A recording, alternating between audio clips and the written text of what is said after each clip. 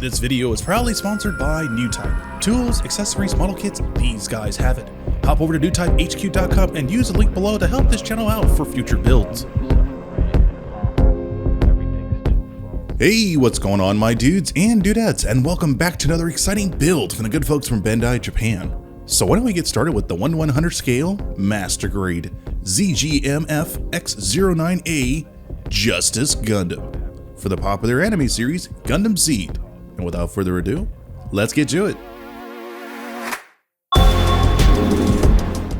Yo, welcome back my dudes and dudettes, another unique build from the good folks from Bandai. And if this is your first time to this YouTube channel, welcome. So in late 2019, I revisited one of my favorite mobile suits designs from the Gundam Seed universe, and that was the Freedom Gundam 2.0. Mainly because I just had a little bit more nostalgia. This was one of my very first master grades that I built getting into Gunpla. Just a phenomenal kit. But in that time, everyone was asking me, Otaku Builder, when are you going to build the one and only Justice Gundam? And at that time, I didn't really care much for design, wasn't really captivated with the bright pink look of it, but after looking at it, tons and tons of other references online, this kit looks absolutely amazing, and I couldn't help but really see what I can do for customizations for it. So on the first side of the box art, you get tons of dynamic poses that you can put this guy into with his backpack unit attached to him, at the same time giving you a small glimpse of the fact that this mobile suit does come with his own action base, and I absolutely love that little extra little flair to this mobile suit. As for the far right hand corner, we get a nice shot of the mobile suit fully assembled along with his weapon accessories and sticker decals. And as for the final side of the box art, you get a nice front, side, back to back, one dynamic poses, a good shot of the weapon accessories that comes with this mobile suit, a little figurine pilot, and a good glimpse on what we're expecting for dry transfers. Now, those aren't that hard. Once again, they're very easy, and they shouldn't be a deterring factor building this mobile suit. So let's take a look at what's inside the box. And as always, you are happily greeted with the instruction manual, which I have to say, it looks absolutely stellar. I love this attention detail, this illustration. But if you look very closely in the far upper left-hand corner, you get a good shot of Freedom Gundam, definitely tantalizing you to buy the other model kit when you're first done with the Justice Gundam. That's pretty clever. As for the first page for the instruction manual, you get a good shot of the Justice Gundam lore, while at the same time giving you a brief tutorial how to apply dry transfers onto the surface of the mobile suit. Next page gives you a good rundown on runners you'll be fully expecting for this particular mobile suit. But as for the middle part of the instruction manual, this is where things get really cool. You get, once again, a nice dynamic shot of Justice Gundam with Freedom Gundam, and in the lower part, you get a good color guide to do some custom painting, which I highly recommend you do. Towards the very bottom, you get a good description how to apply some surface detail if you have the Gundam marker or panel line solution from Tamiya, more lore on the actual pilot, more glimpse of the weapon accessories. Then towards the end of the instruction manual, you get a good shot of the actual action base that comes with this model kit, which is absolutely great. But I can see this is how they kicked up the price for this particular mobile suit. And towards the end, you get a complete guide how to apply the sticker decals. I would really recommend you get the water slide decals because it actually makes the surface look absolutely stellar. Now, enough about that. What we're going to expect for runners. First sets of runners, we're going to get some nice light gray runners, which are going to be primarily for the weapon accessories, pre-posable hands, and inner frame design, while these dark iron pieces are going to be exclusively for the backpack unit to get that nice push between two different tones of grays. And then behind that, we're going to get a small selection of white runners, which are going to be for the wings and thigh sections for this mobile suit. Next up, we're going to get more inner frame pieces for this mobile suit, while at the same time give you a small glimpse of the pink runners that comes with this model kit. More white runners for the main armaments, shields, and tons of weapon accessories. And then you get a small selection of clear runners, which are going to be primarily for the eyes and actually the side scope for the weapon accessories. You get two figurine pilots, and then to wrap things up in a nice little bow, you get an action base. This model kit does come with a set of sticker decals, but once again, I would highly advise you get the water slide decals that make the surface look really dynamic. So I have literally put this kit off for almost 2.5 years, and I think I'm quite ready to experiment with unique different color schemes. I'm excited.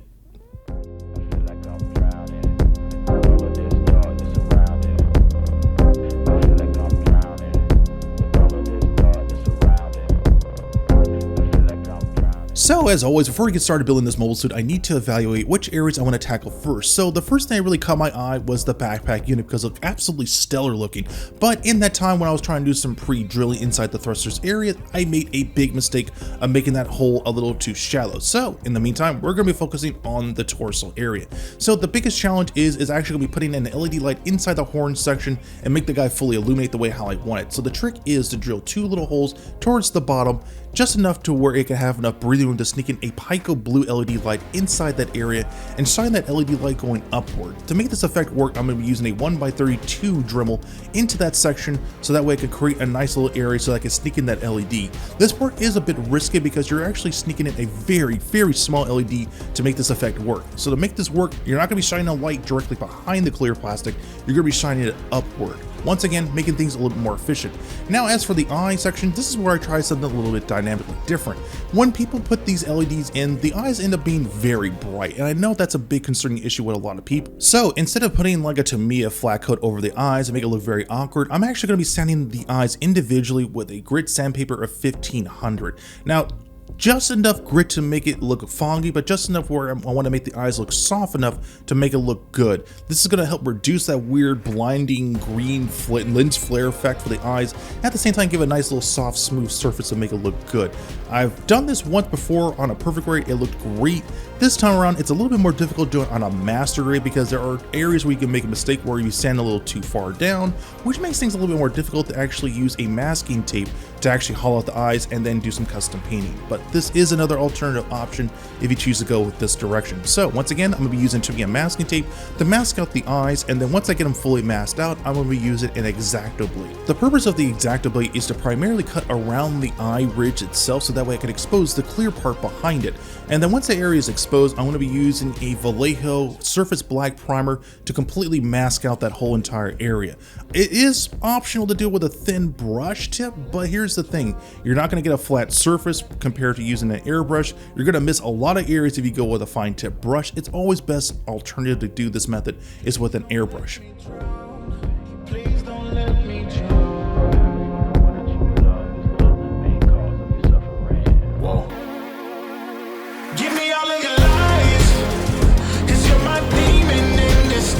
I learned to love the cage you keep me in, but the walls keep closing in, and I don't wanna die, but your poison feels so right. Why do I want you when you're bad for me? My perfect storm, my beautiful catastrophe.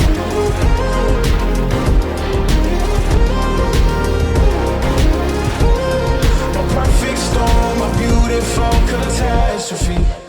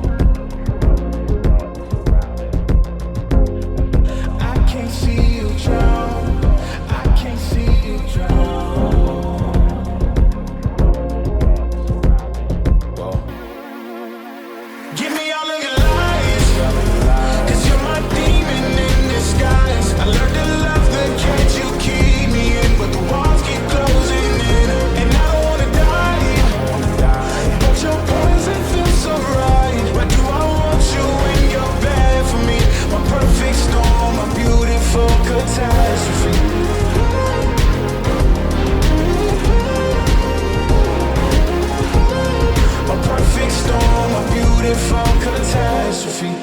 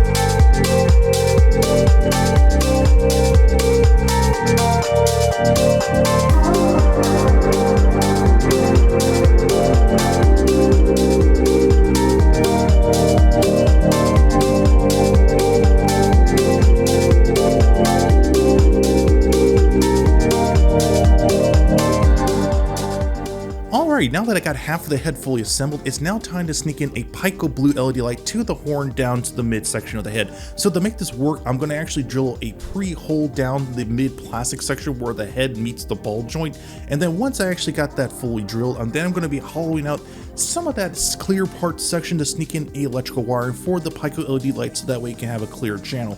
This is going to create less crowding for the electrical wire and at the same time help preventing it from snapping when this model kit is fully assembled.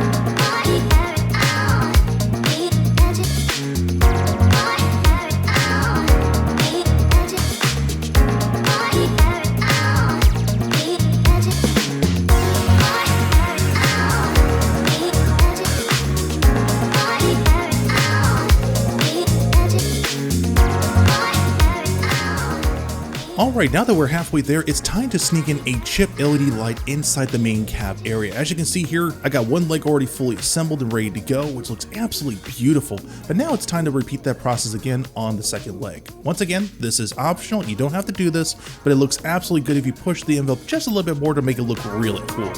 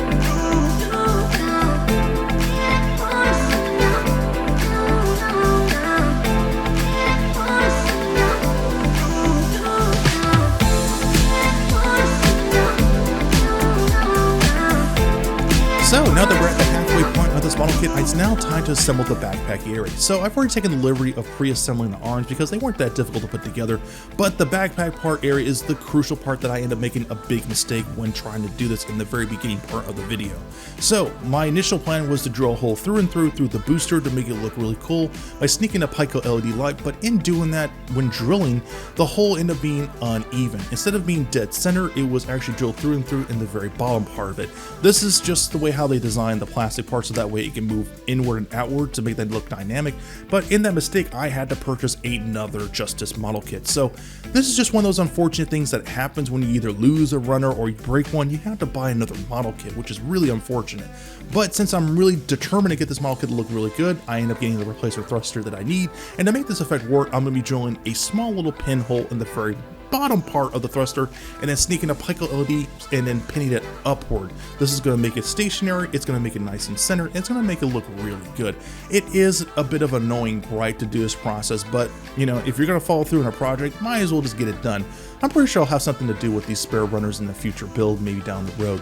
As you can see here, I'm drilling a hole through and through on the other side, so that way the wire has plenty of room to sneak in there. And then once this is fully done, it's now time to get this guy looking really stereo looking. Now, if you look very closely on this illustration, the very front part of the backpack unit, the engines are emanating like a nice orangish hue, like illuminating factor to it. So I definitely want to put some LED lights in there. Not too bright, but just enough to give a nice little cool looking effect. Now, in the back part of the backpack unit, you also get more engines there that have a nice little grill section. Now, one would say you can just cut those area out and then sneak in a chip LED light, but it's going to look really awkward. The best alternative to do this part is to take those chip LED lights and put it in front of the grill, while at the same time still keeping mindful of actually painting those sections. So you're gonna need 4 chip LED lights, preferably a light blue, and then put it in the very front of the grill section and look really cool. Now this part is optional, so just take your time and don't rush this part. As for the remaining spare runners, I don't know what to do with these. I have been considering doing some kit fashion in the future. Who knows, maybe I'll give it a shot.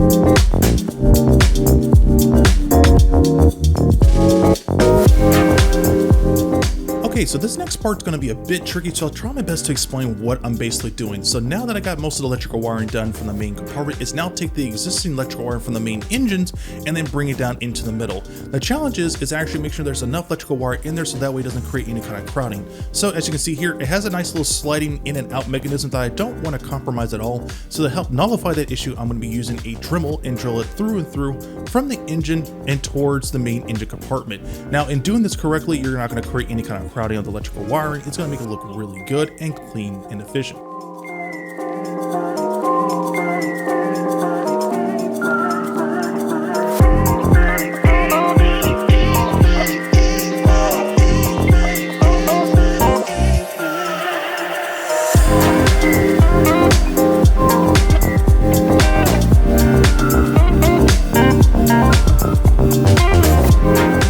Now that we got most of the electrical wiring done from the main backpack unit, it's now time to create an input and output electrical lead for this particular mobile suit. So this is going to be the female input that's going to be actually accepting an output from the main mobile suit, while this male lead that's going to be outside the backpack unit is going to be connected to another input lead into the power supply. So I'm going to be using a USB power supply to make this guy work, so that way it looks really efficient. Using a standard AAA or AA power supply isn't going to fully illuminate it, and it's going to make the eyes look very dim. So this is like a great alternative to make this guy look really cool.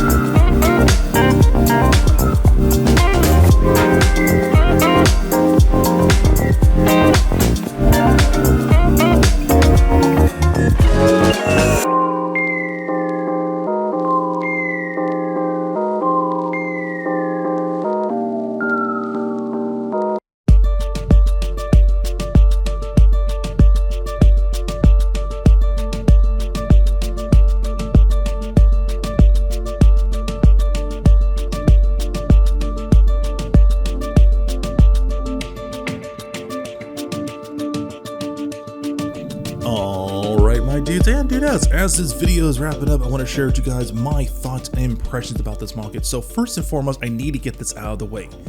The color choices for this mobile suit are just absolutely phenomenal. Holy cow, I have never had so much fun working with a unique pink. I've worked with dark reds, bright reds, and some soft pinks here and there, but this is like a next level pink that I didn't have any clue what I was going to get for like results, and then having it complement with the royal purple from the backpack unit is just absolutely phenomenal on what was able to be done for this mobile suit. So once again, this is another mobile suit that's breaking me out of my comfort zone of working with bright and fluorescent colors, and then taking a break from the mid-tones, grays and dark blues and semi-light blue mobile suits that I built in the past. I just had so much fun working on these two different color temperatures. They were great, absolutely great. Now comes the most concerning part of this mobile suit, and that is the groin area. And I know there's a handful of you asking, well, what are you talking about? Everyone from Instagram, everyone from the YouTube comments were literally giving me a heads up that the groin section of this particular model kit is very, very delicate on the way how you work with it. Now, I had zero problems with this with Freedom Gundam 2 years ago, but I saw what the concerns were, and I see where the issue definitely lies. So the groin section is stiff enough to the point where you can still have the model kit be in good dynamic poses, but too much of a fast bend to the front, too much of the fast bend in the back will eventually over time break. And I don't know if this is something that they overlooked when it came to building this model kit, but it's definitely concerning in a way where if you got your mobile suit in a way where it's in a prefix pose, keep it there. I'm just going to be real to keep it there, because I had so many fears of breaking that groin section when I was trying to put it in different dynamic poses. So I apologize in advance if you're not going to see the moldsuit in various dynamic poses that I wanted to keep them in, but just being painfully reminded every time I try to do something dynamic, I was afraid of breaking something in this particular model kit. I've already invested money in another model kit of this Justice Gundam. I don't want to do it a third time, so just keep that in mind when you're building this model kit. Keep a close eye on that groin section. Another area that was like a big concern, there were certain tabs on the shoulder that I had weird issues with. They just kept popping off every single time I put in dynamic poses. It's a small little gripe. Not a big problem, but at the same time, it's something you should be mindful of. Sticker decals for his mobile suit are good. Once again, I would strongly recommend you get some waterslide decals because it's just going to make things even look more and more dynamic. And the fact that with those additional decals that make it look more dynamic, you're actually gonna get a nice clean build. And that's the one thing you should really strive for when you're putting the custom LEDs and then doing custom painting and then thinking what you're gonna do for decals. Always be mindful of going that extra step of putting some waterslide decals to make this guy look dynamic. Just do it and you'll be happy with it. Now the big question is this kit worth the purchase? I'm kind of neutral on this, and here's the reason why. I was always being reminded of the groin section, and that's like a big issue. The sticker decals are kind of meh, but it makes it up with the dry transfers, which you get like 1 or 2 for the wing sections for the mole suit. Dynamic poses for the mole suit are absolutely great, but you need the action base to really pull off those signature poses the way you want it. On top of that comes the most concerning part about this model kit, and that is the price. So if you're fortunate enough to find it on Amazon, it's gonna be like under $100. If you get it on eBay, that's where it becomes a big issue because some people are selling it for like $130, $150. So you gotta really weigh the options, whether or not it's really worth the purchase for yourself, worth the purchase for just killing time, or if you're just a downright, Gundam Seed fan, that's where your decision on what you should really consider whether you should buy it or not. But for me, slowly becoming more of a fan for the Gundam Seed series, I would honestly say that it was definitely worth the purchase. Again, it got me out of my comfort zone of working with specific colors. I love working with these vibrant and like fluorescent colors. I absolutely had a blast trying to put this guy in dynamic poses. On top of that, I had so much fun trying to experiment putting LED lights in this model kit. Everything worked out beautifully. So without a doubt, it's definitely worth the purchase if you're a fan of building different model kits. Definitely worth the purchase if you're a die-hard Gundam Seed fan. But if you're a casual builder, being mindful of what you spend, how you spend your money, I would say just wait for it to go down in a couple of bucks. Maybe see if it gets available to give to you as a gift. You gotta be mindful of that and be very careful on what you spend things. But my overall experience with this kit was great. I had a lot of fun building it for the last 2.5 weeks, and I'm almost certain you guys will have a lot of fun building it too. And with that being said, thank you dudes and dudettes for watching this video. Big thank you for new subscribers that came in last month, and a big thank you for our new patrons. You guys make these kits a reality. And I will see you dudes and dudettes on the next build.